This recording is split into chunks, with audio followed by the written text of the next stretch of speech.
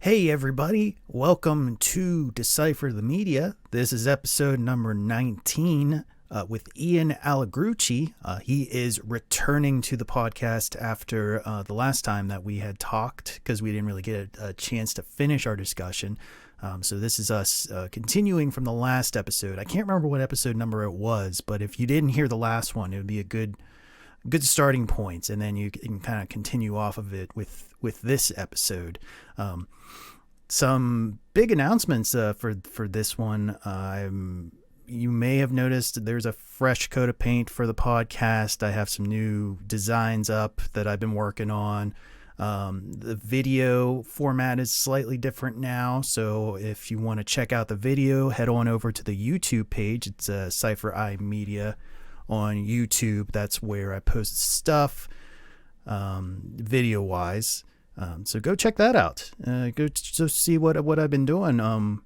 If you have trouble finding it, I also have the website, deciphermedia.com. I try to post everything there under one centralized location. So you can head on over there too if you want to check it out. For this episode, I sat down with Ian Allegrucci. We talked a lot about basically continuing off of our discussion from the last time. We talked a lot about our creative process and how we handle our creative process, as well as how that has sort of changed in the pandemic. And then we go off of that and talk about how we're able to grow and how that all changes based on each project that we take on. And then we talk a lot about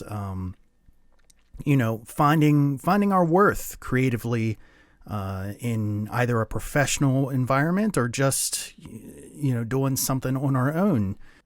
Say if you are charging for a professional gig, how do you charge what you're worth? That's one of the topics of discussion that we cover.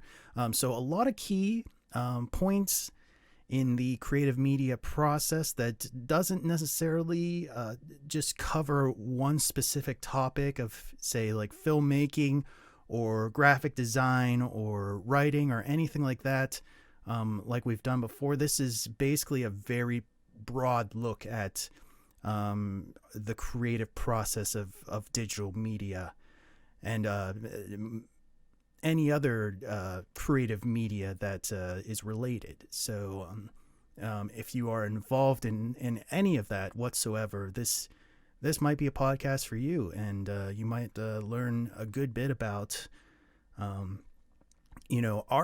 our experiences growing creatively.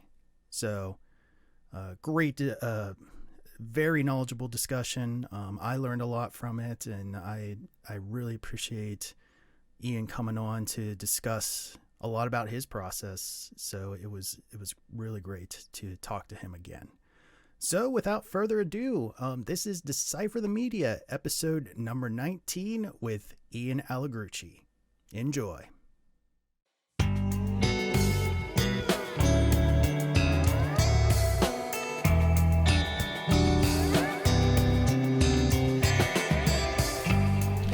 Thanks for having me a second time, man. I appreciate it. Oh, yeah. Yeah, no problem. Yeah, we talked about some good stuff the last time. Yeah. Like a lot of just local art, and I think we talked a lot about like how you got into like photography and filming and stuff like that. Mm-hmm. And, so just The figured, cat's all up in there. yeah. She does that as soon as I start recording. She has to be right in the action. Figure maybe we could maybe just catch up on what you've been up to since we started. Post-COVID? Post-COVID. In a post-COVID world. Yeah. What you've been doing to keep busy. Okay. Oh, I can hear that in the mic. Stop that. Cat again. What's her name again? Aria. Aria, that's it. little one went, who is now almost as big as she is. Oh, she's cute though. Yeah, when she wants to be. Yeah. So what? All right, Chief, rifle it off. What did you say you were getting into recently? You said you were getting into like stenciling or something. Yeah. So I don't know. I like just mess around painting at home. It's really nothing serious, but yeah. Lately I've been kind of more along the idea of like trying to mess around like stencil type stuff. Mm-hmm. Cause that opens up like a whole new realm. That's my idea, or like my problem with art, I guess. It's like a great like personal pastime, but I get bored like so easy, you know. I'm like full throttle on one subject and then move like, you know, within no time. Really, I'm on like a whole different thing. Yeah. And like what got you into that? Honestly, I remember like being like younger, and I would like grab like cardboard boxes, and like my parents like X-Acto knife. Mm-hmm. I'd run down like copy like skate logos like off the computer, like print out and trace them on, cut them out of cardboard, and like spray paint them on my grip tape. Oh, okay. You know, so like still to this day I have an entire shoebox full of like old stencils, probably from when I was like 13, 14, something like that. Yeah. But just recently, I thought, I was like, dude, you can get back into that and do so much with it, you know? I mean, you see people that are, like, crazy with it. I could never do, like, the detailed stuff they do. But it's just, like, a nice little switch up from, like, your day-to-day or... Have you, like, detailed, have you recently detailed any skateboards or anything like that with stencils? No. No, that's been a long time. No? Have you thought about doing it? Like, do you have any projects lined up to... No, that's more of a past thing, really. As far as skateboards go, I have like repainted some in the last probably a year or so. Okay. It's kind of bored, like in the winter, sitting around the house and all that. Okay. But we have like stacks of decks at this point. Like it's pretty insane. Yeah. So if you come up with an idea, like it's really nothing. Just like grab one out of the pile, pretty much, and just do whatever you want with it. We've given like friends to do things with, paint them and all that. Yeah. But it's cool. Yeah, so you just been stenciling just what? On whiteboards or like canvases or? Yeah. So canvases. I just got like, honestly, because I've ordered like so much stuff throughout online as everyone else has throughout the last few months. Yeah. I've stacked up like a nice amount of cardboard. So if I'm like unpacking something, I see like a nice sheet of cardboard. I'm like, oh, I'm gonna save that for like this. Oh yeah. But really, I've only been messing with it for the last like, honestly, it's like a week. Just like a week. Okay. It's like pretty fresh on the mind for sure. Yeah. But it's cool. It's a good time. Not only just tonight I showed you like the one I did, like it's just the mountains with the moon kind of thing. I just cut that out within like, I don't know, super fast, sitting on the front porch. Like, I didn't really take my time with it too much. Yeah. So. But it shows like the different possibilities you could do with it if you really took your time and like figured out how to do it. Yeah, because I'm at the very like still at the doorway of the whole thing. Yeah, because you could just like layer that stuff on there and really like make a lot crazy of intricate designs out of just a bunch of different stencils. So like, what do you do with them after, or what do you plan on doing with them after you're done? Like the stencil stuff or like the painting? Yeah, like sorry, just making an adjustment. You're good. Yeah, just after you're done with the whole process, like what do you do with the final product? Truthfully, more times than not, it just sits in my house. Really? Yeah, I have like a good few friends I want to like make trays with. They're just like local and stuff. So I think that'd be pretty cool. I'm real big into that, just having like homies art up on the wall and all that kind of jazz. Yeah, make it real. Yeah, it's just like show that stuff off and stuff. Right, just supporting friends and yeah, that's real cool stuff they do, I guess. It's a real nice way to do it. Yeah, I mean, yeah, I think we talked about that even before. Like the local art scene is just like insane, And now more than ever, I mean, because people are getting like bored at home, and, like they want to try new things out, Yeah.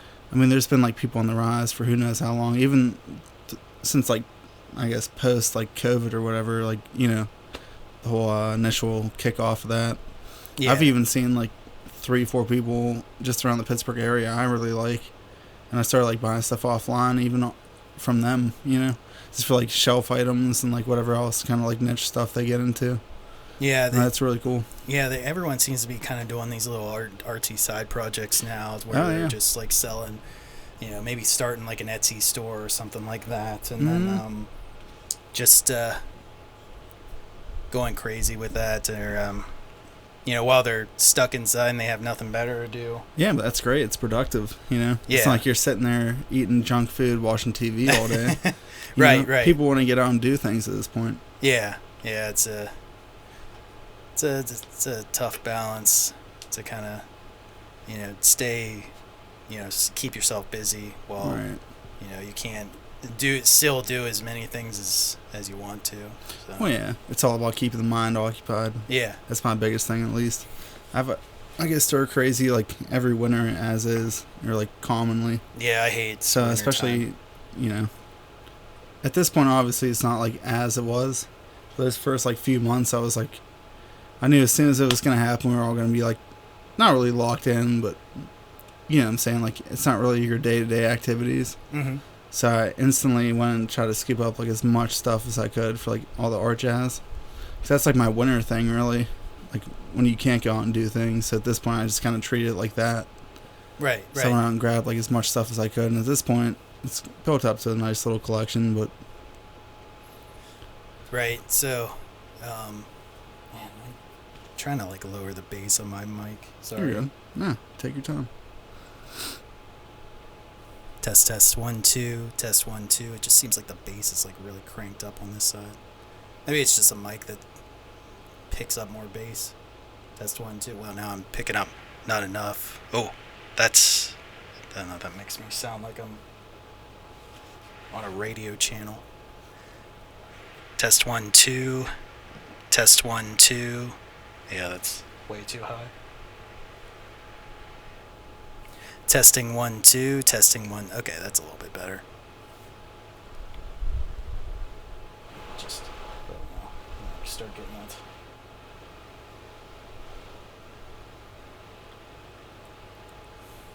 Test 1 2 test 1 2 test 1 2 test 1 2 test 1 2 test 1 2. Maybe it's just my voice. Test 1 2 test 1 2. Check 1 2 3. Yeah, you sound fine. It's just maybe the mic's a little too close too. Yeah, it could be. Test 1 2 test 1 2 test 1 2 test 1 2 test 1 2. That's like way too much. Right. Yeah. Turn it up too much and it distorts it. The mids. Right. Test 1 2 test 1 2. Let's just keep going with it. So, So yeah, keeping busy with projects and stuff. What have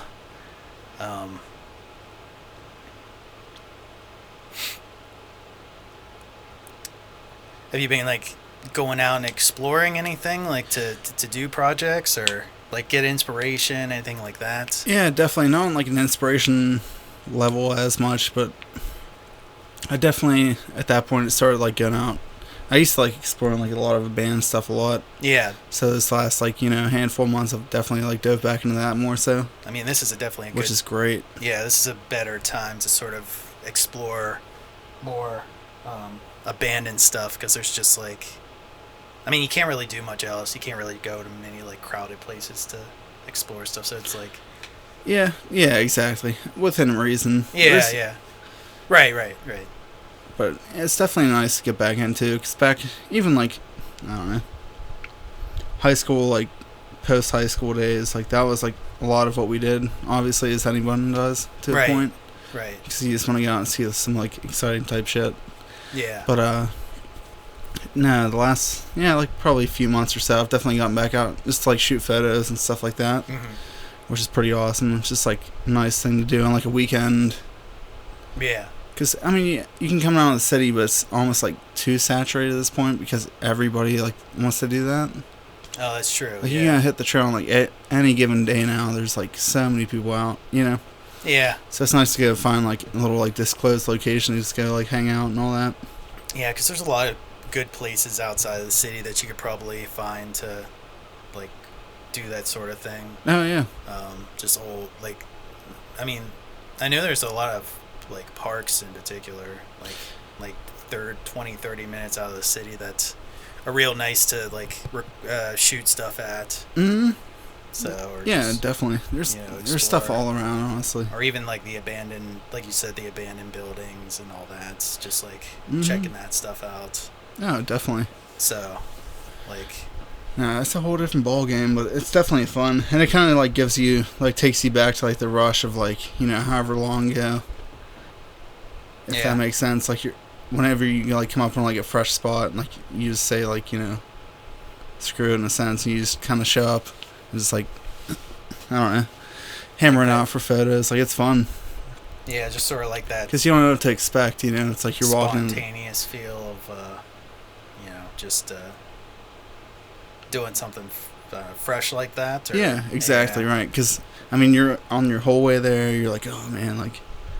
Not really like stressing it so much, but you're just like you don't know what to expect, you know. Yeah. From the time like you're driving there until literally you get back to your car. Obviously. Yeah. Right. More times than not, you gotta ditch that in some less than desirable location. You know. Yeah. So it's a whole different. Yeah, but it was definitely it's real fun though. Yeah, and then have you been doing anything with those photos or? Like, yeah, so I have. Keeping them? That's the thing. It kind of kills me because I have over the years like so many really cool ones. Yeah. I'd love to. I just need to like get prints and start making like albums. I can't really justify selling them online. I can't really like see anybody wanting to buy those kind of thing. It's more just because that's not the end goal for me. It's just like personal enjoyment going out doing that kind of stuff. But I need to do something because it kills me just them living on my like digitally on my computer all the time. Yeah. Like that really. I just put mine on my website and have a portfolio of them. But other than that, I don't really do much with them other than just maybe put them up on social media. Right. Yeah. No. So, I'm pretty much the same way for the most part. I mean, unless they're actually promotional, you know, promoting something. They don't usually get used for much other than just personal projects. Yeah, that's it. So at this point, I've almost gotten like I feel too comfortable with like my own personal satisfaction out of what I like doing.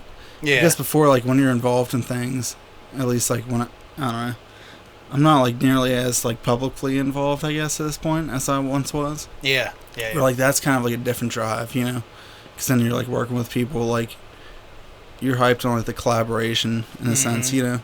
For this point, me personally, it could be relatable for other people too. At this point, like we're a few months into all that kind of stuff, but you're almost just kind of doing out like your personal satisfaction, which is like it's great. It's a different drive, but it's not like the same.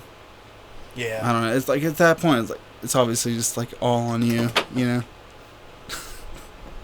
Aria's acting up. Yeah. Being a typical cat, knocking stuff off my shelf. Yeah, they love that. Yeah, it's gonna be a bitch to get out from behind there. Do you do a lot of collaboration stuff? Like before, like COVID, have you done a lot of collaboration projects? Yeah, definitely. So I mean, my one friend Danny's a photographer and all that. Okay. We've worked on like kind of split up. It's more like both sides of the wall in a sense, where we'll go out on like projects and like we'll get like real sick photos and all that. Yeah. But then like we'll like kind of mix it up and then get some video stuff as well. Right. So we've made like content for each other in the past, if that makes sense. Okay. Yeah. Yeah, but just kind of I do like a cross collaboration sort of thing. Yeah, I would definitely like to get into more of that. Even like I have like a few local friends, and I've always wanted, like years ago, I started making like a behind the lens kind of segment. Yeah. Just on like photographer series. Okay. Yeah, that sounds cool. Yeah, just showing like their whole like process in a sense. Okay. But then I thought like then you can branch on like doing a whole artist series on that. Like mixed mediums. Like it doesn't have to be photography. It can be like, you know, painting, sculpture, whatever really people are into. Like it's endless, you know. Yeah. Music. I mean, those are always like. I always think those are always cool because I don't think many people understand the process that goes behind like some of the work that right comes out. Like like we talked about it on the last podcast, but that Baron Batch, Oh, yeah. like what his process is, because he like pumps out a lot of stuff, like A ton, yeah. And I just wonder how much time he like, or what he does, and how much time he really puts into all that, because it's got to be a lot of work. For what he puts out, it looks like he's in there just 24/7, just cranking out projects. And I actually like I mentioned on the last podcast that I was like, I'm gonna follow him on Instagram, and I actually just started following him on Instagram a couple weeks ago, and he's just like, he like posts like new stuff like every day, and it's just like he does all his free drops too. Yeah, which are like awesome. Just like leaves free stuff, like these free free art pieces all over the city and just random places. Oh yeah, that's so cool. No, it's definitely cool to see, because I mean, imagine being like a random person like that, you stumble up on some like random art. Then even then at that point, like some people may realize who it is, and you're just like, holy hell, like what? Yeah. You know? It's actually there's a one of the parks I go to right off of 51. Okay. Yeah. We missed him by like 15 minutes. Oh really? Oh yeah, like it was probably about a month ago. But we showed up, and there was like, it's just a local skate park, like a city skate park. Yeah. McKinley, but we showed up there. As we're driving in, there's like a whole bunch of random people in there. Not a whole bunch, like a few, but we're all just kind of looking around, like, I wonder what they're doing, you know, like what are they up to? Oh yeah. And then we get in there, and then they kind of bounced like as soon as we rolled in. But then I saw that like probably 20 minutes after, just sitting there on my phone, you know? Mm-hmm. And I realized, like, dude, we literally just missed that. But he puts up, like, it's anything. Most of the time, it's like, it looks like at least like fabric banners. Yeah. So that's got almost like draperies that you can like hang up, you know? So that's got to be like a lot of like pre-planning for something like that, because. Yeah, but it's cool, 'cause it's not like he just drops in one location. He does like all Greater Pittsburgh. Right. Yeah. I wonder how much, like, he must do like a lot of. I mean, for as much like free, like just random free stuff that he does, I wonder how much like commission stuff he does in comparison. Probably a ton. Yeah. Yeah. Because that's got to be a lot of like how he makes his money is just off of like like random commissions like that. Oh, definitely. My dad even somehow managed to get a commission off him. Really? Like last year sometime. That was super cool. Yeah. Yeah. But no, he has to be getting, you know, at this point he's blowing up. He's doing really good for himself, for sure. That's awesome. Living the artist's dream, probably, and just doing what he loves all the time. I mean, that's awesome, amazing. I think that's what everybody wants to. Since, you know. It's just too bad that it's not always the easiest goal to get to. So. Well, no, but it's how you make it there for yourself, you know. Yeah, that's true. You know, it's not always about like, you know, popularity or about like, you know, getting those likes on Instagram or getting, you know, making a ton. I mean, if you're happy doing what you're doing, I guess that's what matters. Oh yeah, of course. I feel like, I mean, it depends what your end goal is. That's true. Yeah, that too. Like if you wanna do that, but also like, you know, have a day job or, you know, say like,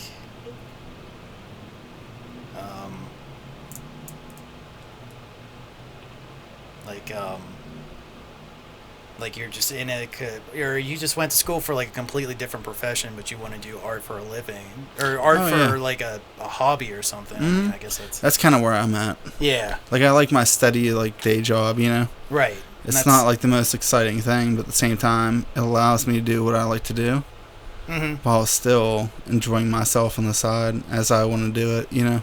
Yeah. If that makes sense. No, it does. It's not like enjoying myself. That sounds terrible, but. Like, I feel like if I did, like, I'm kind of in the same boat now. It's more passion driven. Yeah, I feel like if I did, like, what I love, like, on, like, all the time, I would get so burnt out on it. Oh, you know? Totally. Mm-hmm. Like, I would just, like, I would start hating it after a while, because it's just be like, you know, your job is now, I mean, sure, you might be doing something that you love, but how much of doing that, you know, does it take before you start getting tired of it? Oh, yeah. You know?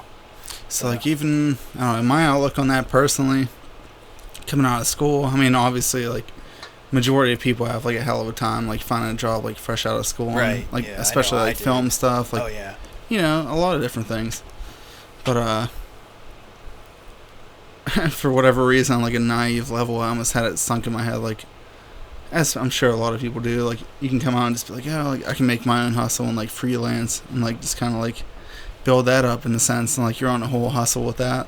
Yeah, so you put in so much time on that kind of thing. Yeah, I also did that. So. Yeah, of course. I think everybody tries to pull it off to an extent, but obviously, I mean, at least me personally, I was obviously starting to struggle with like paying bills and stuff after so long. You know, loans kick in, whatever. Because it's like, I mean, my plan of action, like coming out of school, was like, first it was like finding my dream job, like right out of school. Right. And then when I found that was harder to obtain, then it was like, well, finding a job to get by while I try to freelance on the side. Exactly, yeah. And then like reality slowly kicks in, but harshly. But then like it was like when I found that paid jobs were harder to do, I was like, well, then I'll just do some jobs for credit and stuff like that and try to work my way up to paid jobs. And I'm just like, trying to make basically compromise with the way my reality was working at the time. And it was just you always have to recognize your own worth, though. That's one thing I never have personally done too much. A lot of people have told me that. I mean, there's obviously a fine line there where you really can't be too out of pocket. Like, as far as your compensation on the job, whatever it may be. Yeah, it's true. Yeah, like you still have to remain like a sense of humble about it. Yeah. At the same time, you can't shortchange yourself on a personal level. Yeah, which is too easy to do. Yeah. Right. Yeah, you have to like weigh the situation and kind of know where you came from and like how much you've done to get there, like what kind of reputation you've gotten to get there, and make sure that that's the people you work with know that, and that you're worth what you charge. Right. Yeah, of course. So yeah, that's a tough thing to do, especially when you're just starting out too. And you don't have like a lot of yeah, because you don't know any better. Yeah. So I don't know. Everyone kind of comes out, especially from school, pretty much no matter what you went to school for, I'm sure. But you come out like guns a-blaze and you have like a whole new fresh attitude about it. Yeah. So I thought like, oh, I could do that. Like maybe eventually build that up like to full time. Uh-huh. Started like traveling around a little bit. Different areas, like scoping that out, and then truthfully for me it just kind of reached a point where I realized like that wasn't as feasible of a thing as I thought it would be. Oh really? But then it started like kind of stressed me out, because then you are just like trying to scrape up oddball jobs or like whatever it may be, just like pay some bills for like some quick cash, and that kind of like sucks the fun out of it. Yeah, it really does. Which I know like I should be more in a position where it's related to that, because that's what I spend so much time and money on. But at this point, it's more like after a while I learned like I'd rather just make ends meet however which way I can, whether it's related to that or not, as I'm sure like a lot of people are. It's just more like realistic in a sense, and now it's like I can do it on my own time as I please, and that kind of has like brought the fun back into it, and that's where it's gotten back into like shooting photos and even like painting and stuff like that. Yeah, I kind of went through a little bit of a creative slump where I just like didn't want to go like do anything for a while, especially like right after the quarantine hit and all that. Oh yeah. And like I just didn't have a drive for a while, and then like I had to kind of like amp myself back up to remind myself like what it's like to feel that sense of accomplishment when you work on a project like that. Oh yeah. And like it was like after I like shot, I think it was like after I shot the last video, as I started to like get that feeling back, because I took such a big break in between that last project and the one before that. Right. Like it was like from last November to like this June. It's like how long I went without doing anything.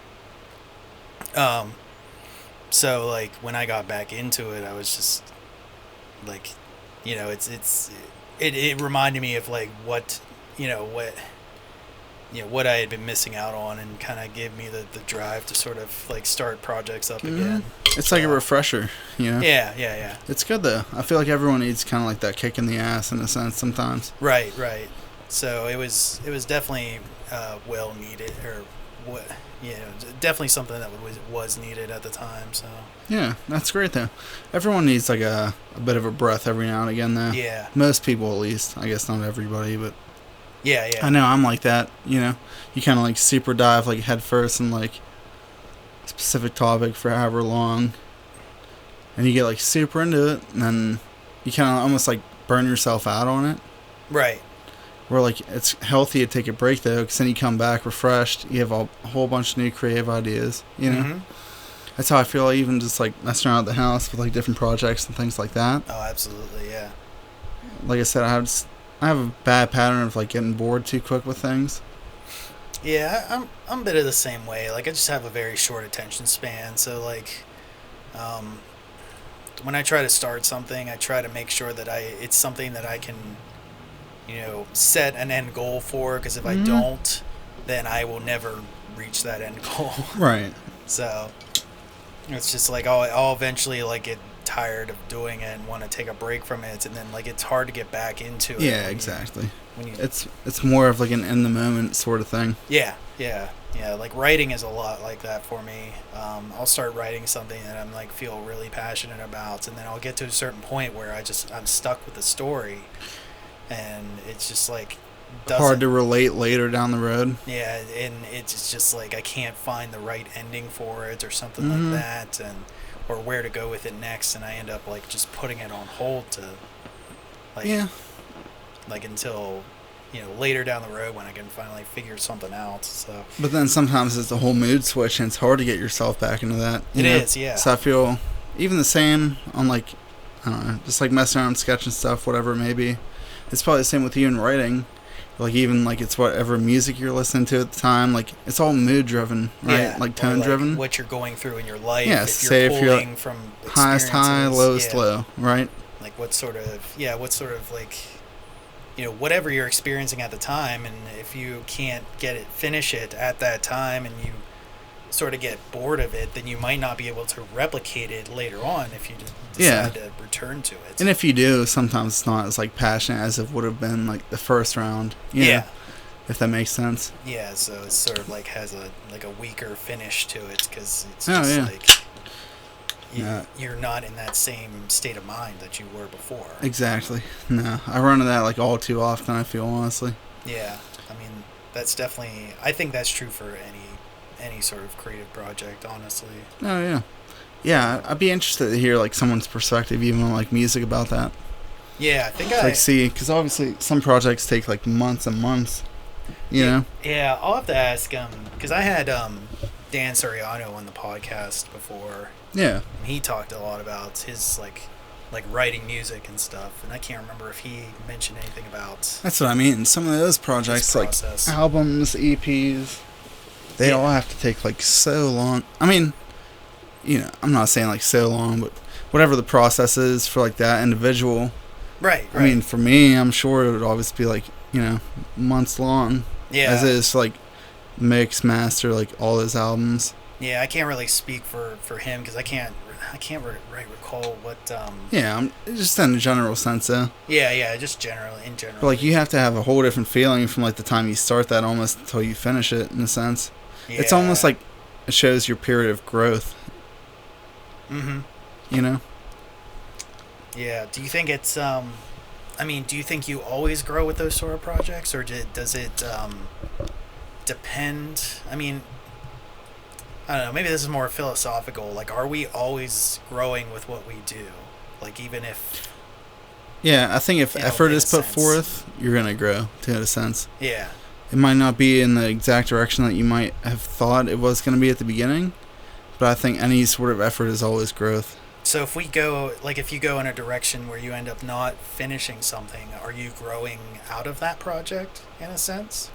No, I think at that point you're growing beyond it.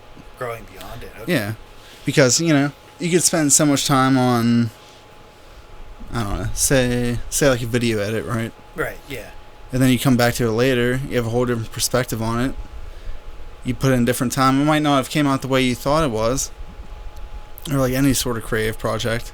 At the same time, like you would have never known. Okay. If you just abandoned that and had never put forth that effort to take that step. Yeah, that's a good way. See, even if, Yeah, you like return to it with like a whole new, I mean, in some cases like a whole new arsenal of like thoughts or skills that you didn't have before. Right. To either choose to approach it in a different way or choose to not approach it at all and just start over or start with something different. Exactly. But it's great though, because at least you put forth that time. Yeah. Like your own time to like make that happen. Like that was part of your process to grow, whether you finished it or not. Like you still made that progress to get somewhere for something in the future that's probably greater than that. Yeah. The sum of all those parts. It's just about expansion. Yeah. Yeah, that's an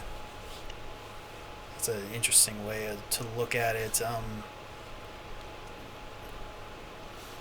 That's always the way I try to view things like that. I mean, obviously, I've definitely made things where I kind of let it sit for a while, however long it may be, and then you come back to it, and then you try to, step back in waist deep. I mean, sometimes it comes out, you're like, oh, like that was shit. Or sometimes it comes out, and you're like, that was great. Like I would have never thought of that before. Yeah, I've done the same thing where I just like give it some time and just like move on to something different and then return to it with a whole different perspective on it. Exactly. Right. Or like a whole new sort of group of ideas that to apply to it and maybe change it in a way that maybe represents how I think or feel differently from when I approached it before. Yeah. Like how I've evolved, how my thoughts or visions have evolved over time. Oh, totally. Like we just mentioned before. Yeah. So I'm big on like different things that show you like a different perspective on your own opinion. Yeah. I feel like there's too many closed-minded people, at least at this point in time. Right. Because there's so much to see out there in a sense. Yeah. Even, I don't know, my like, I guess guilty pleasure is like conspiracy type stuff. I'm not really like, I don't go waist deep, I'm not sold on it. At the same time, like it's interesting to me because it kind of flexes your mind to think like a different angle. Yeah, that's funny because I was just the last podcast I did, we were talking about like going down rabbit holes of conspiracy. That can get bad. Yeah. Mm-hmm. Yeah, and just like people get sucked into that stuff. Yeah, and that's like how you find, that's how people like start thinking like 5G causes coronavirus or something like that. Right. It's like they start going down rabbit holes like that. I mean, there's a limit that you probably, Yeah, you have to personally draw that line. Or know how to like think rationally with that. Right. Like know when you're just like being fed a giant line of bullshit. Oh yeah. I was even just watching something the other day and this guy was talking about conspiracy type stuff. And like months on months of just like almost like obsession with it. And then at one point he realized, I think it was a Vice thing, like a Vice article. Okay. Yeah, Vice. Or a segment. Yeah, Vice, they have a lot of stuff like that. Yeah, I love that, honestly. But this guy got into it, and then at one point, I forget what. Honestly, it's terrible. I forget what the topic was, but he realized he was like, "Dude, like, what am I doing? Like, I need to stop this. Yeah. Like, stop like engulfing myself in this content because it's gonna drive me insane, as it would anybody. Yeah. As human beings, we get fixated on things that interest us. Whether that's for like the good, the bad.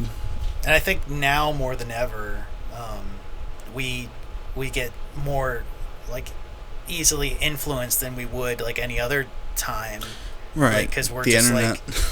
like we're spending a lot more time on the internet and we're more bored than we usually are. It's easier to sort of get caught up in that sort of world that you're not used to. Where there's just all sorts of like crazy ideas and groups that just are almost like cults, internet cults that just start spinning these webs. Oh, yeah. And then they start, believing whatever they're making up, basically. Mm-hmm. So.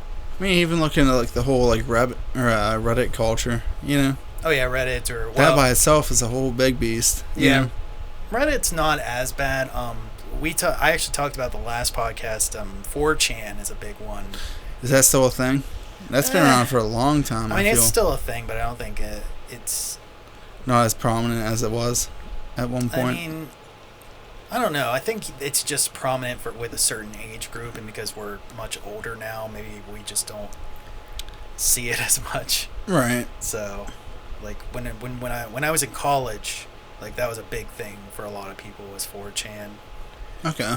Yeah, I remember. I remember hearing about that when I was pretty young, honestly. Yeah.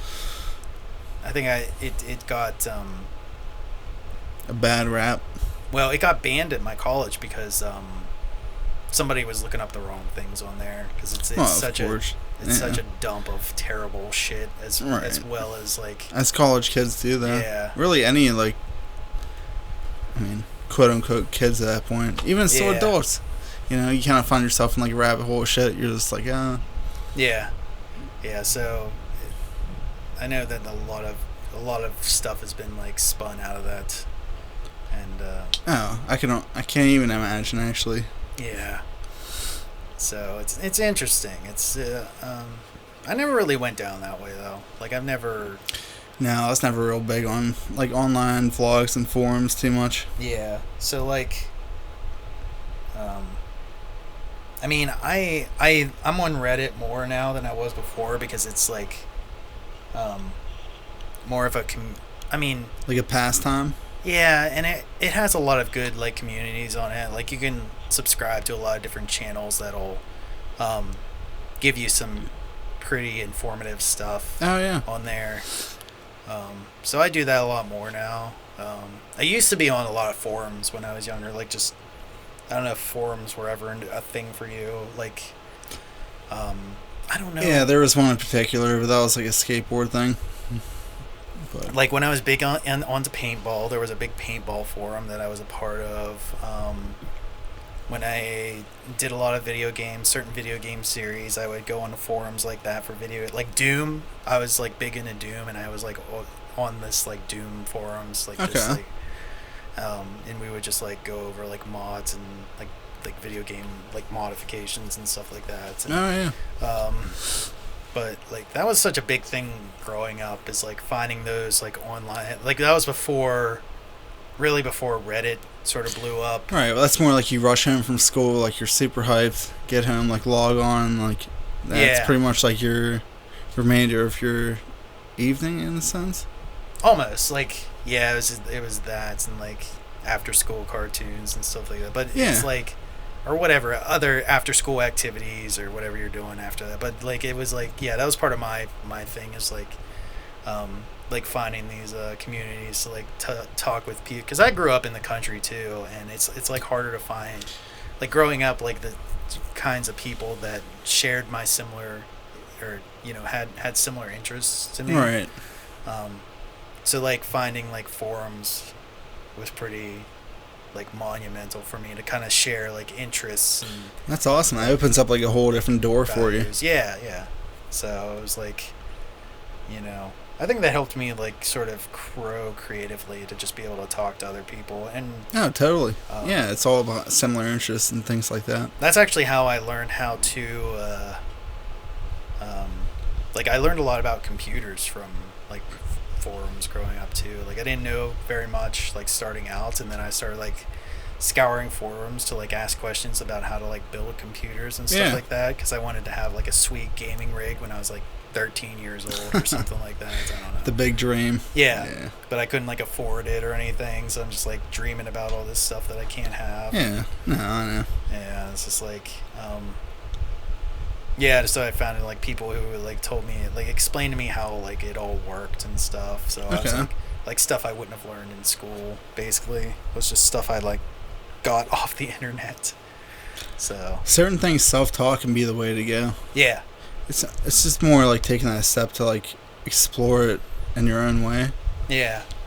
Obviously, like on a wide variety of topics. People might not agree with the way that is. Yeah. But it's just nice to, like, I don't know, just take the leap and just say, like, you know, in a sense, like, fuck it, like, we're just gonna figure it out, you know? Yeah, because it's just, I mean, pause for 1 second. Move that mic just a little bit this way, because it's the fan. The fan's blowing. That's what I was worried about. Yeah. A little bit. My bad. No, you're good. Is that okay? Yeah, that's good. Yeah, it was just like when you were like swaying off to the side, it was like blowing into the mic a little bit. Yeah, I thought of that when I first sat down here. So. But yeah, even on like it's funny, like the whole forum deal, even especially like Reddit, like we were talking about. Yeah. I have like one of my like good buddies, like his fiance, even at this point, she has never done any social media other than Snapchat. Oh, really? And it was only because someone else made it for her. Like, you know, she doesn't have Facebook, Instagram, like none of that jazz. Yeah. Which at this point, like, that's kind of an uncommon thing. Yeah. But Reddit, she is all about. You know? That's interesting. Yeah.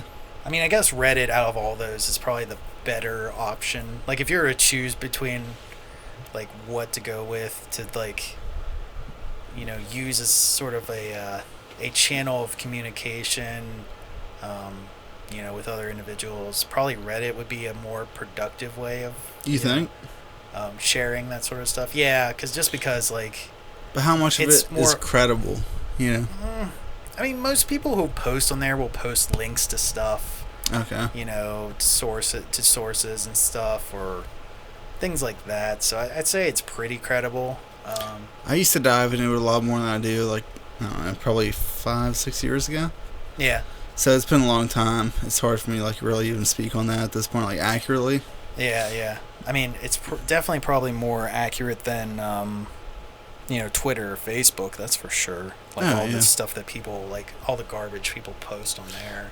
Yeah. Like, especially political stuff. Like, now it's just, it can be unbearable at times if you're following certain people that just constantly post, you know, their opinions. Yeah, you know? It's a big personal deterrent for me. Yeah. Because I'm not really one to, like, I don't know, put my personal business too much out on social media. Yeah. I keep it, like, pretty limited for the most part, but...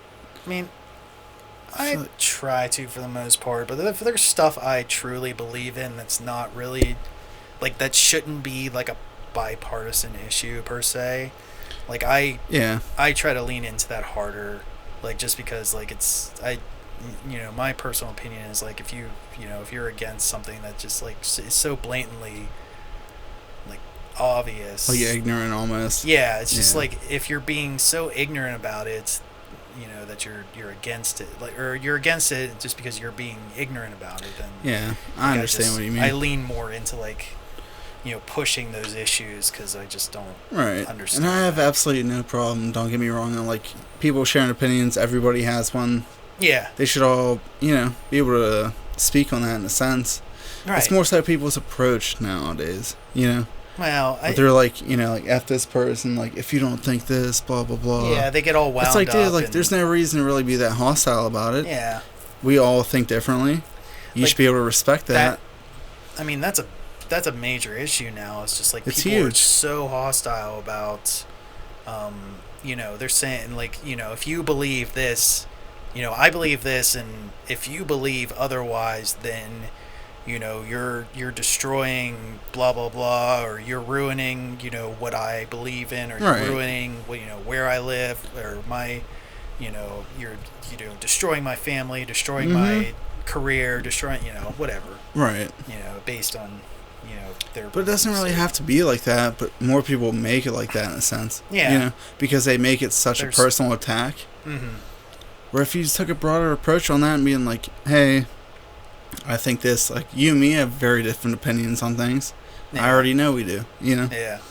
But it's like, in that sense, like, you have to respect each other's different views on things. Yeah. Not like in a agree to disagree in a sense. Like, there's a different avenue of communication you can go about it. Yeah, other than just going on Facebook or, like, whatever, this and that, and, like, bashing someone about it. Like, that's just not the way to do it, you know? Yeah, and I don't normally do that. I know. Definitely no, you don't. I'm just saying in a... Right. specific sense of at least the last couple years of what I've seen on there. It's really been like a deterrent. Where sometimes it's like, dude, why do I even have this? You know, in a way. Like, it's just like all that like negative energy could go towards something else. Like finding grounds to just like. You can just do something so much more productive with yourself. Yeah. Or like, if you really feel that way, like take a step towards like a positive direction of like, you know, contributing or like changing something in the way that you feel, you know? Yeah. Like, don't just go on there and just start criticizing everyone who believes otherwise. That's just not the way to do it. I know that, like, there's a lot of old school people like that, you know? Right. And I get that, but at the same time, like, we're living in a different generation at this point. Yeah. You know? I think, like... It doesn't... it's hard to... Mm-hmm. It's a weird, like, gray area time I feel like we're living in now. Yeah, like, I think that's, like, the problem is, part of the problem is, like, there's such a generational gap between everyone. Oh, it's huge. Their different opinions and... That's what I mean. So I even have, like, family. Like, that was actually the original reason I even got on Facebook was because, like, a lot of my family's, like, far away. Okay, yeah. So just, like, be able to talk to them. Obviously, at this point, it's gone, like, much past that, you know? Right. But, you can even just see it in, like, generations of my family from, like, top to bottom. Of, like, alright, like, this hard-headed, you know? Yeah. It's just, like just someone they're who's, like, not going to budge, like, on an older generation. But then they're going to be the first ones to snap on you, like, oh, you young kids nowadays, blah, blah. It's, like, it's not so much like that. But just... people aren't as open-minded as they could be because they've grown up in their generation, which I completely understand, you know? Right. I have grandparents like that. They've grown up and, like, believing this way, and I'd be damned if you're going to tell them different, you know? Yeah, just... But then you can see as time goes, it's like people are getting more comfortable with thinking of different possibilities of things, you know? Yeah. And I think that's you kind of have to be open to new ideas and... Yeah, but that's good. Work with other people. Mm-hmm. I mean, I wonder, do you think, like, I was just thinking, do you think this is, like, when people and their ideas, like, older generations, and their old school ways of thinking, do you think that's, like, a hindrance on, like, if making newer discoveries or, like technological education almost, or like technological progression or like artistic progression or something like that. Like, I think there's definitely like main key factors that play their way into that. But at the same time, I don't know, even look at like art from way back, right? Yeah. So you go to like a museum, hundreds of years ago, whatever it may be you're looking at. Mm-hmm. That's incredible to even think that someone could do that at the time. So I think there is more people, but at this point we have a wider window of social acceptance. Yeah, true. But also at the same time, like people are so quick, like we were just saying, to bash other people. So the window is like it's tall but shallow. It's hard to really kind of phrase, I guess, but. Yeah, it's just like they're at this point we look at it a lot wider, mm-hmm. even though it might come down to the funnel of everybody's different personal opinions. But I mean, it's like it's basically what I'm thinking is like it's this big window, but you as an individual might only be looking through like a little crack in that window. Right. I mean, everyone has a different angle. Yeah. I don't know. Yeah, I get what I wish people would make more of an effort to see the world from like different people's perspectives, personally. Like understanding everyone's viewpoints. It's easy to be negative. What really takes the effort is being like, showing positive feedback towards things. Like, hey, like... I mean, that's because it's more self-gratifying to like... Yeah, but I almost feel like at this point, like, especially with social media, like people are more self-conscious about that in a sense. You think? I feel like people are like, less self-conscious on social media. Yeah, but a lot of people are more quick to bash, being like, oh, hey, did you see it? So-and-so posted blah, blah. Like, that shit was whack. Opposed to you, like, commenting on somebody's thing and being like, hey, like, that's super sick. I really like that, I mean, that's true, yeah. But, I mean, I still see a lot more positive stuff than negative stuff, but like people seem to, because there is this divide, this technological divide, that literal divide that like separates, like generational, or just like you are, you're not speaking face to face with somebody, so like because of that, you feel like you can express your opinions, and there's a lot of keyboard warriors. Right? There are no consequences to what you say or do. Yeah. So, like I kind of look down on that myself. Yeah. So like, there's a lot of people that hide behind like phones and keyboards at this point. Yeah, and I think like it's a double-edged sword. I think like technology has everything has pros and cons. Yeah. Like I use social media a lot to promote like myself or my work or stuff like that. Yeah, that's great. And like, but there's some people who like don't have a Facebook because they think like it's just the toxic wasteland, and that's like, fine.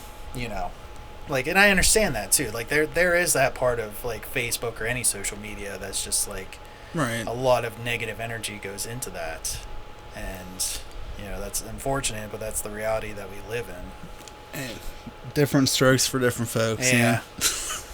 So we all have different tastes. I don't know. At certain points, I kind of wish like I'd never even had a cell phone, but at the same time, it's not realistic at this point.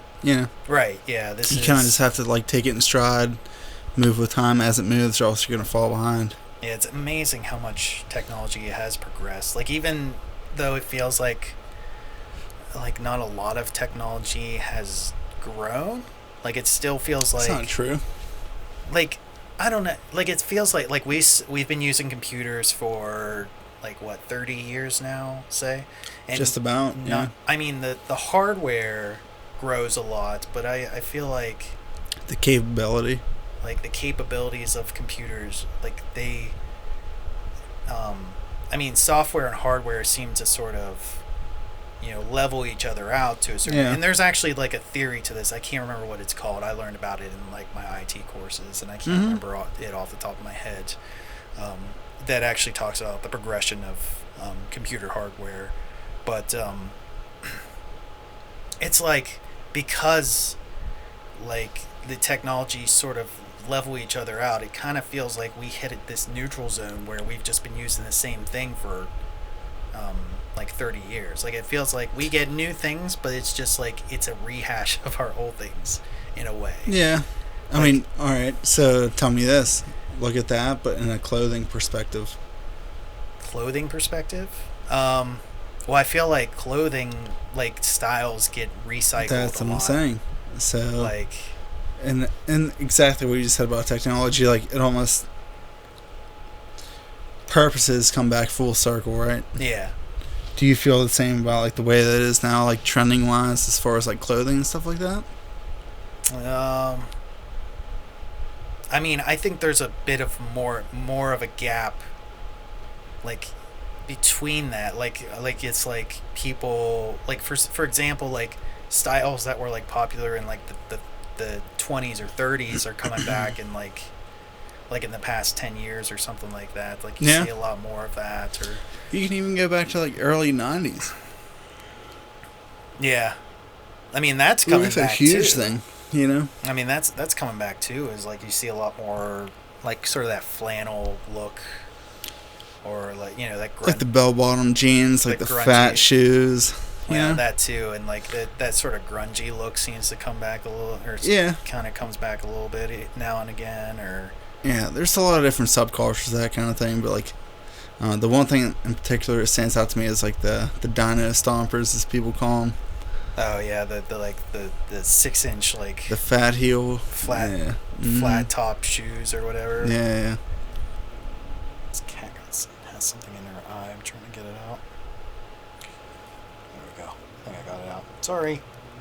Trying not to poke you in the eye. Yeah, I don't know. It's just like it feels like we've like hit sort of a plateau, and where we're progressing in technology, and this is probably just my own hot take. This isn't like based on any factual evidence, but it feels like to me that we're progressing in technology. Like we got like, for example, televisions. We went from like 720p to 1080p to 4K. Yeah. Now they're up to like what, 8K? 8K. But when you think about it, the human eye can only perceive so many pixels. Right. So like when you get to that amount, does it really matter? Like the progression of technology, does it really change anything other than just being a higher number? Yeah. Like, nah, it's true. I mean, they're always going to climb. It's not going to have like a better capability per se. yeah. I mean, even like look at 4K. I remember when I was in school and stuff, and people would be trying to film things on like 4K on cameras. Yeah. And I was like editing it at the time. And you're just like, I'm like, dude, like, I mean, it's supposed to be that long ago. It's probably 13, 14, 15, 16 at that point. Like, but yeah, I'm just thinking to myself, like, first of all, it's kind of how we look at 8K at this point.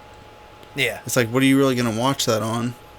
And even at that point, like, editing and, like, trying to store all that sucks up your storage like you would not believe. Oh, absolutely. And, like, that's another thing that's, like, such a struggle is, like, getting more storage is still, like, kind of an expensive. You know, I just bought a 10 terabyte hard drive, and that certainly wasn't cheap.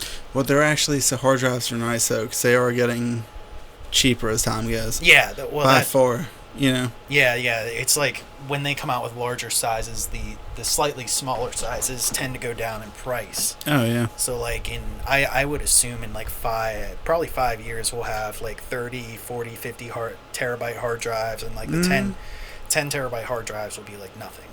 Well, I think the last one I bought was 4 terabytes, and that was, like, around, like, $1.35. Yeah. So that's really not that bad. Yeah. At this point, it's probably even way cheaper, you know? Yeah, the 10 terabyte one was, I think it was slightly over 200 or slightly under 200. See, that's what I'm saying. At that point, I mean... Yeah. Storage now, and they can make it so much more compact. Right. I remember, like, my first 1 terabyte hard drive is literally the equivalent of a brick. Yeah, now my, that camera has a terabyte hard drive that's, like, this big. Like, it's just, like... Yeah, nothing. This little, you know, like the size of... Like a mini. Yeah. Almost like the size of a card that you would use, like a memory card. So, it's crazy how, like... I mean...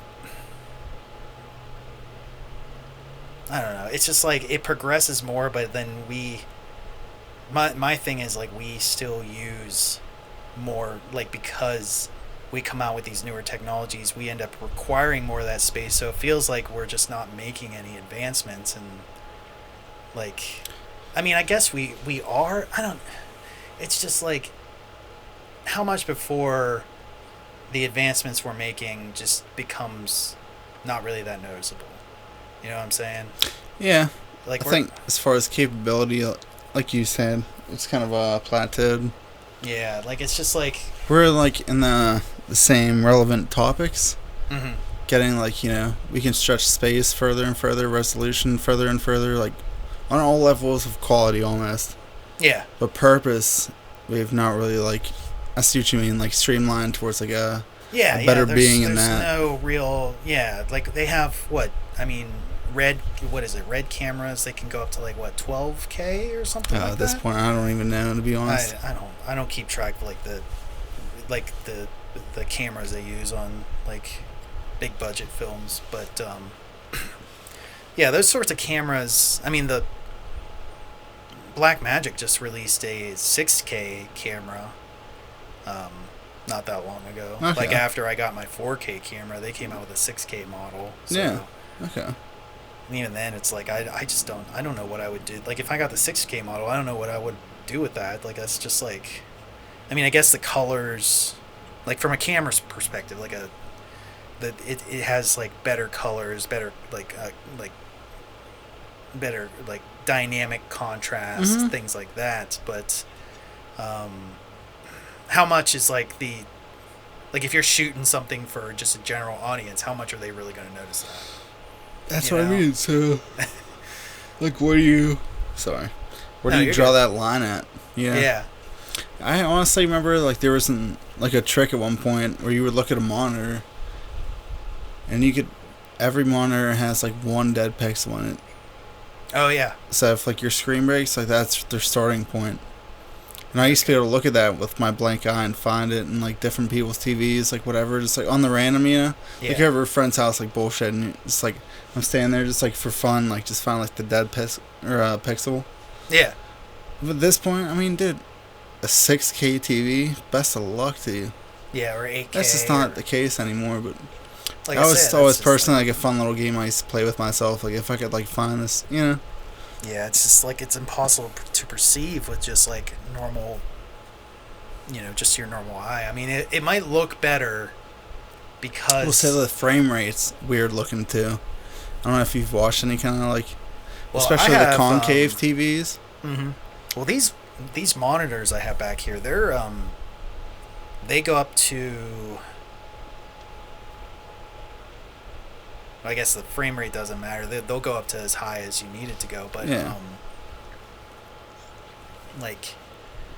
It's weird though, like at a certain point, you can tell there's like a visual difference. Yeah. Like if you're like over like a friend's house watching TV or something, like they have like a newer TV, you're just like, you almost feel like your eyes can't even catch up with like what's happening. Yeah, it's just like, I mean this technology in particular is built for like gaming and stuff where like higher frame rates are like expected and right. You kind of need like they have less of like a delay, like latency they call it, like less of a latency on like displays like that, and yeah, stuff like that. That's is like really big for gamers in particular. So like that sort of technology, like 10, 20 years ago, we probably wouldn't have that sort of technology, but also like I don't know if I would really like personally be able to tell the difference like just by like using something like this behind me compared to like what I had 10 years ago. Like I don't know if it would have really made that much of a difference to me. And I think that's just like because maybe it's I don't really like I don't care as much about that technology as like maybe someone who's more into like finding more like the specifics. Like they just want a pin drop of a difference like in their quality or and it's just I don't know. I feel like I'm like bordering like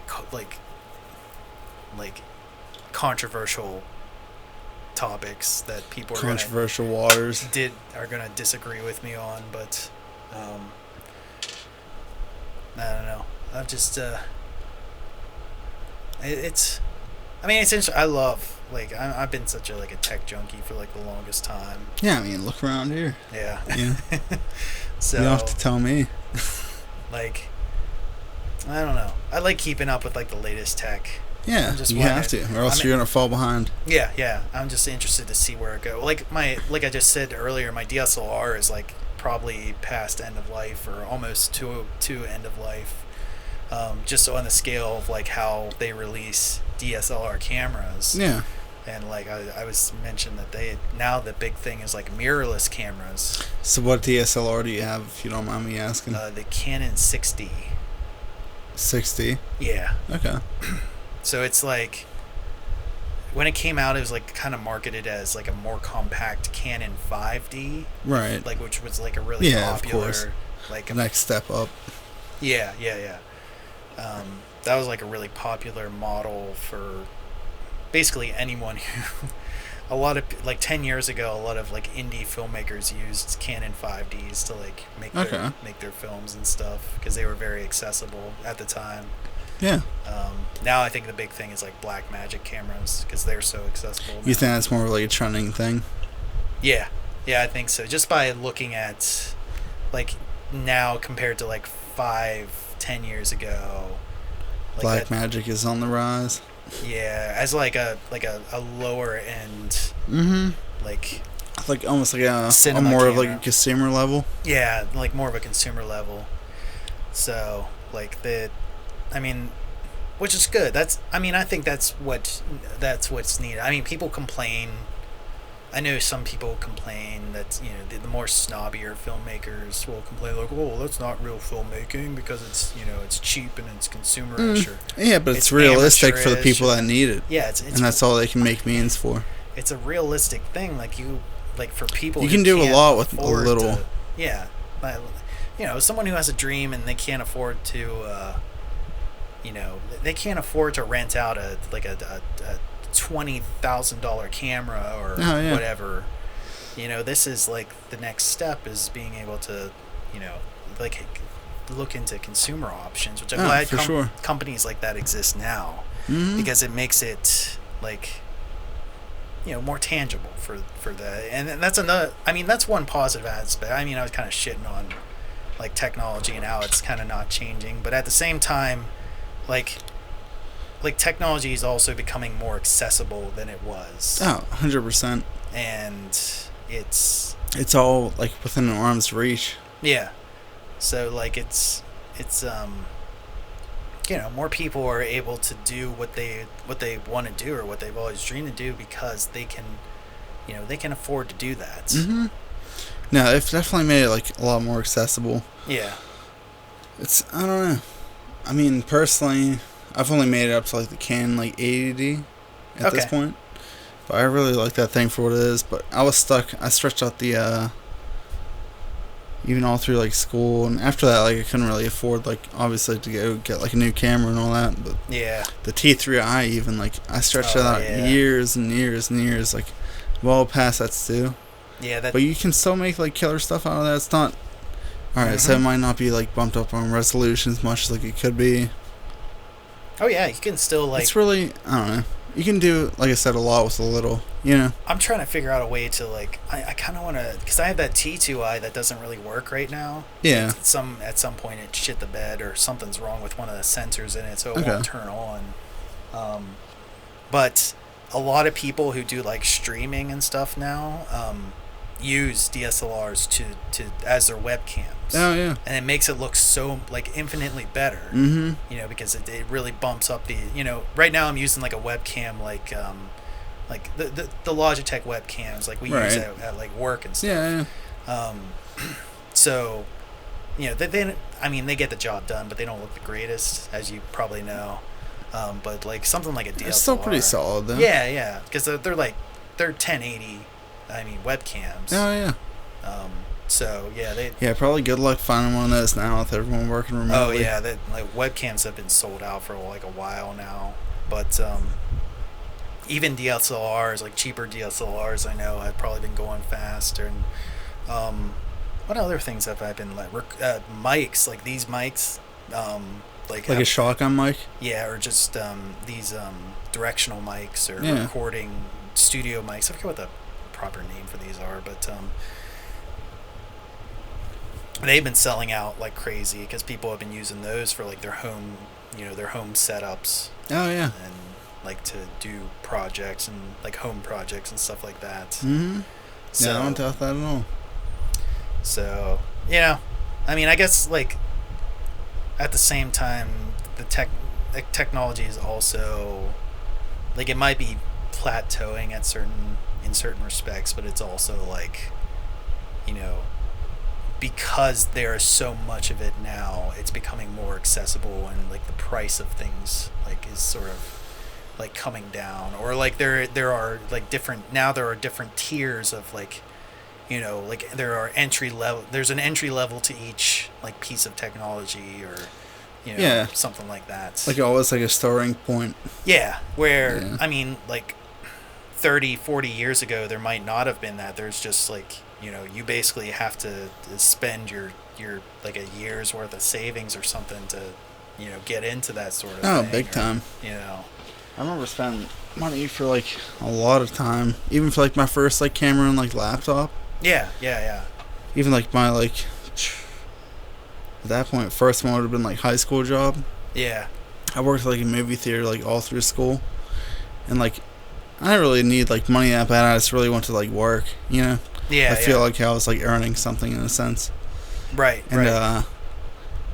I I walked in there like with the idea. I was like within pretty much like ASAP. Like I want to get like a decent camera and like a nice laptop, you know. Mm-hmm.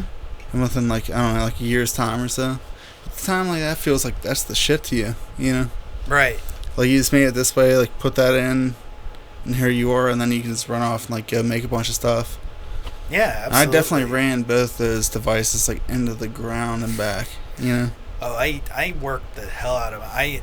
I basically killed my first laptop that I ever had because I was like using it like a workhorse.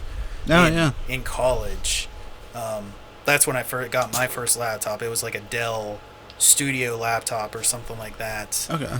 It was like decked out and like the back was like all neon green or something like that. Yeah. Like because I originally wanted like a MacBook and my parents were just like, dude, we can't afford a MacBook. That's never happening. Nah, I know. That So tends to be a lot. They got me this sort of powerhouse like laptop that it could do all sorts of stuff like video editing. Yeah. But then like the technology kept like growing, like software kept like kind of growing to the point where the hardware couldn't handle it anymore, and like that thing would like towards the end of like college would start to like overheat to the point where I'd have to like stick it in front of a fan while I'm like rendering projects. Where like your in-body fan kicks on, but it's still not even doing enough. Yeah, it's like blowing out like super hot air. Oh yeah. Like like I was scorching hot to sit on your lap kind of deal. Yeah, and I was also like using that to play video games on because it was the only thing I had powerful enough to like play like the latest games and stuff. So that's one thing I really never got into with like the video game stuff, but I can't even imagine like the processing power that probably takes. Oh yeah, it's almost similar to like if you were like work on like rendering something in Premiere. It takes like a good amount of processing power to do. Yeah.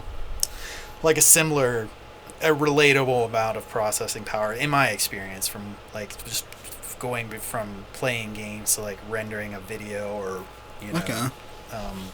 especially After Effects. After Effects is such like a resource hog. Dude, that thing's a workhorse. Yeah. Honestly, that will crush your shit to hell and back if you're not ready for that. Like I don't know how much I'd be able to do with my current setup. Like my current setup can run most things pretty well. But like the CPU is so old, I feel like if I try to do something with After Effects, it would just like completely just dump on it, burn up my whole setup. So yeah, I don't know. I've gotten in like very like surface level After Effects. Yeah, I have too. I really do enjoy that though, because it's endless. Mm-hmm. There's so much you can do with it. Oh, absolutely. Like especially now, like the internet is your best friend on that. Like, sure, it's very time consuming, like learn that kind of stuff. But at the same time, it's great to like, I don't know, sit down for like a couple hours, like learn a whole new thing. Yeah, absolutely. And, I've always been drawn to, like the idea of like just building things like based off of keyframes. Mm-hmm. Like that's just fun to me. Like thinking like almost like backwards, Because like what the finished product should be, but you almost have to like, what I'm saying, like build it like backwards in a sense. No, I know what you mean. You have to have like a starting point and an ending point, and then you just kind of figure out how to transition between those 2 points. Right. Yeah, that's a lot of the After Effects stuff I've worked on have like just sort of been little animation projects like that, where you just sort of find a beginning and end, and then just find a way to sort of animate through there in a way that makes it look unique or different or whatever. Yeah, but that's great though. Because there's just so much shit you can do with that. It's insane. Yeah. I mean, you can get in like the whole like special effects and all that. Right. That by itself is a whole different monster. Yeah. That's like, people go to school, and get degrees and that sort of thing because it's just so, there's so much to it. But you're never gonna master anything like that, Yeah. I mean, really, you can't master like anything, but that in particular is just such a wide spectrum. Yeah, and it's one of those things where the art is always evolving or changing in certain ways. So, like, I feel like, at certain points in time, you might have to reteach yourself certain techniques that have sort of evolved in certain ways. So yeah, especially if you haven't like visited something in a while. Mm-hmm. Yeah, that's another thing. Even like my last job before I worked with you, that was like one of the big things I was doing was like After Effects stuff. Yeah. At that point, that's like the tough thing about the market now, being like a film like video kid, you know? Yeah. Is that so many people want, you know, 3 jobs grouped into one in a sense. So you have to be like a motion graphic artist. Yeah, yeah. Also a graphic designer and like a video editor. Because I remember, I remember when I would apply for certain jobs, like that was looking. It's like a BOGO, you know? Yeah, it's like, I'm trying to find just something that's video specific, and they're like, well, we need someone who can do video and motion graphics and graphic design all lumped into but that's one. That's 3 different degrees. I'm like, that's 3 completely different things. Like, exactly. you can go to school for 4 years and learn just one of those 3 things. Like, so I thought like I was getting lucky in like the last one I did, because I was like, I don't know, both my parents were like graphic designers, and I like grew up like kind of learning that stuff to a sense. Yeah.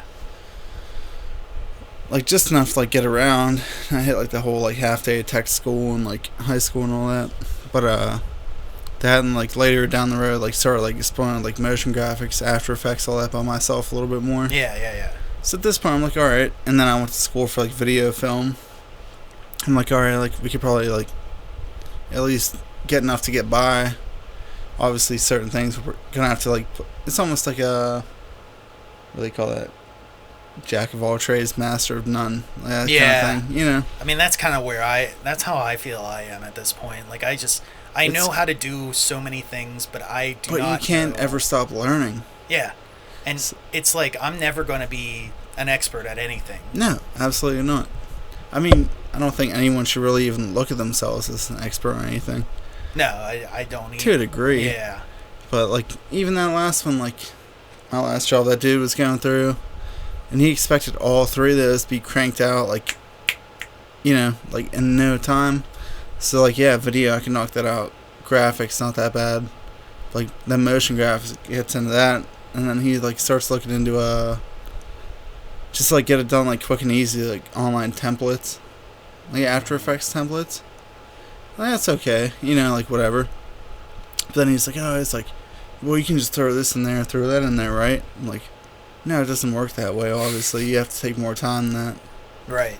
But, yeah, it's, I don't know. It was hard.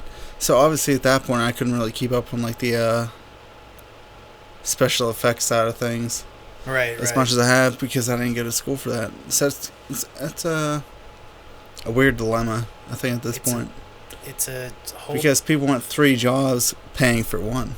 Yeah, it's like it's hitting like a bottleneck sort of thing where people are expecting more for less. I feel like, and it's or more for the same. Right. They're just like, I don't know. That's a whole different conversation about the state of jobs today. But no, we can get down a whole thing with that. Yeah, but it's tough to I mean, that kind of goes back to what we were talking about earlier, is like just getting started, how tough it is to get started, because there's like so many things there's a lot of jobs that just like expect you to have like so much experience right off the bat. Honestly, I feel terrible for like college graduates coming out right now too. Yeah, imagine what they're facing. I mean, the job market probably sucks more than ever now. And well, it's not so much. I'm sure it definitely sucks. But well, I mean, just it's a whole different approach. True. It's like now, like there's so much more like virtual, and like people are more open to that idea because they have to be. Yeah, but I also feel like a lot of like, I mean, there are still, I mean, a lot more things are opening up now, with cautionary, things, precautions in place. Right. But I feel like there are still limitations to certain jobs that you can do, so it's sort of like limiting, like especially like someone who's in like creative media or something like that. It sort of limits their options when they're coming out of school. Oh yeah. It's just like, I mean, a lot of I mean, what's like a lot of I don't know about local, but like a lot of like national news, like people are like working from home, so everyone's like just on their sitting at home on their webcams or something, or, Right. So it's like that there's like there's a camera person's job where that they don't really need because the person there's Yeah, in a sense, like they can do it themselves. yeah, they can do it themselves at that point. Probably in like like both that. of our opinions, it's not as good as it would be. Yeah. Without that, like I mean, it won't be as good as it would the be. second person there. That's sort of like the limitations of like the world we live in. Even right looking now. at grocery shopping, it's all like at this point it's probably half self-service. Yeah, that's true. Yeah, because anytime I go, It is scary to think about. Yeah, I mean it's a lot of automation.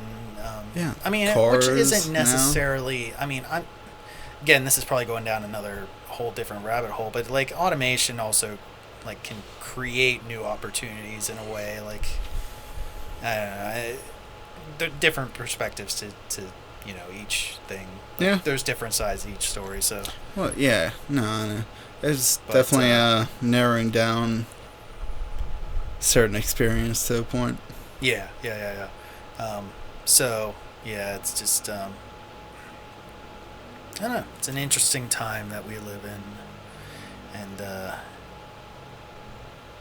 it'll be interesting to see how things go going forward. And Oh, totally. yeah, We're at a very pivotal point right now. Yeah. Like I don't know. Do you think it's gonna change, like for you creatively or for you professionally? Do you think this changes the way that you think or do things, or will change the way that you think or do things? Like sort of like, I guess wrapping On up like here. a way that I personally operate now. Yeah. But outside of that, to say even like working from home, right? Yeah. I kind of love that at this point Right. because it's more. It feels like there's more freedom to like it's. Yeah, I don't really want to say freedom because it sounds like. Yeah, I don't want to get you in trouble by saying that No, or anything. no. It's definitely more allowing. I guess. Yeah, it's just more convenient.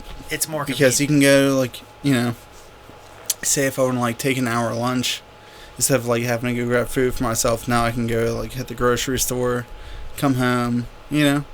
Or like if I want to take an hour of lunch and go like cut the grass, like whatever at that point. Or if you want to just like just say like you talk to your boss about like taking a break in the middle of the day and then you just finish out your hours like later on or something like that. Yeah, It's exactly. a lot easier to do. It's just more manageable. Yeah. So. And now at this point, like I feel like I can get more done around the house. Right. Because I'm sparing myself like an hour and a half drive there and back. Right. That's another thing. Is like that's the travel great. time is cut down and like. I'm saving so much money. Yeah. Even like on lunch and like gas every day. Yeah, gas is another thing. Is I don't have to like I haven't had to fill my tank in probably 2 months. I mean, there's definitely there's pros and cons. Like we're saying about everything, but as of right now, I'm kind of liking this the gravy train in a sense. Yeah, I mean, I think what the downside is like I don't know, because I've been like home more. I feel like I get tired. Stir less. crazy. Well, not even.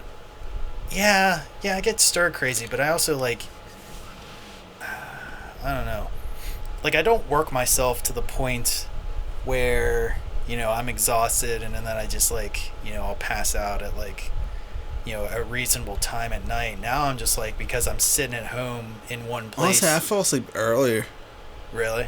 Yeah. Oh, I'm the exact opposite now. I'm like such a night owl now. Dude, it's horrible. So I always was that way my entire life until like this last like handful month stretch. Really? And at this point, it's like, I don't know if it's because I've sat at home like working all day, and then at this point I might go out like do a thing for like a few hours before dark. But then you come home and eat. And it's like, I don't know, I'm like damn near ready for bed. I might like stay up, like watch a movie. I've actually been getting back into that a lot more recently too. Yeah. like watch movies and shows and stuff like that. It's more just like, I mean, now we're getting to that time of year where it's gonna start getting like darker a little earlier. But yeah, which is a real bummer. Speaking of which, fall. I'm not looking. Don't worry, to guys, it. on that.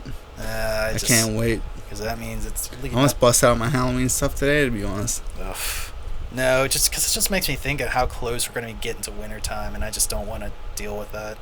Yeah, but dude, we've been living in essentially quote unquote wintertime for the last 5 months without the opportunity to go outside and like actually do some shit. Which is, I mean, well, at least I can like look out. That sounds very stupid. Yeah, the way I just put that. Well, no, you're limited sense. in the sense as if it was winter. No, I know. But what you can mean. still go and do some shit if you really want to. I absolutely know what you mean. Like it's like